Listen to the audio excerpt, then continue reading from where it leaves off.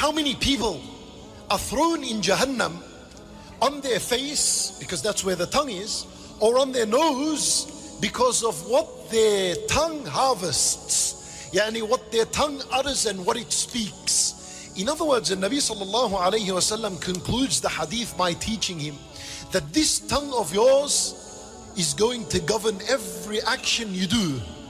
All this worship is good, but it's all unfortunately on the side if this is not controlled. And this is very true. Then the Nabi sallallahu alayhi wasallam in another hadith, he was once approached by certain companions, a few companions, and they said to him, Ya Rasulullah, inna fulana tuzkaru bi kathrati salatiha wa sadaqatiha wa siyamiha. They came to Rasulullah sallallahu alayhi wasallam and they said to him, Ya Rasulullah, there's a woman in the neighborhood. She is known for a lot of salat and a lot of fasting and a lot of sadaqah. Yani her worship, mashallah, 100%. غير أنها تؤذي جيرانها بلسانها. But she's got one thing. She harms her neighbor with her tongue. Not with her hands, let alone يعني with her, just with her tongue. Maybe she curses them, she says something bad that hurts them. تؤذي جيرانها بلسانها. For they're asking Rasulullah sallallahu alaihi wasallam, what's the go with this lady? What's the judgment on this lady? For Nabi sallallahu alayhi wasallam, he said, هي في النار. She's in the fire. Well, she had worship. What was the problem? The problem was her tongue. Then the Nabi sallallahu alayhi wasallam was asked about another woman. إن فلانة, he said, فإن فلانة يذكر من قلة صيامها وصدقتها وصلاتها.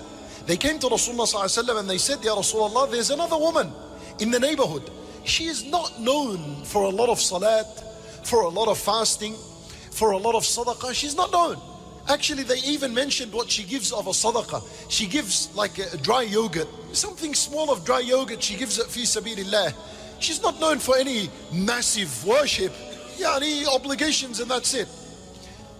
غير أنها لا تؤذي جيرانها بلسانها.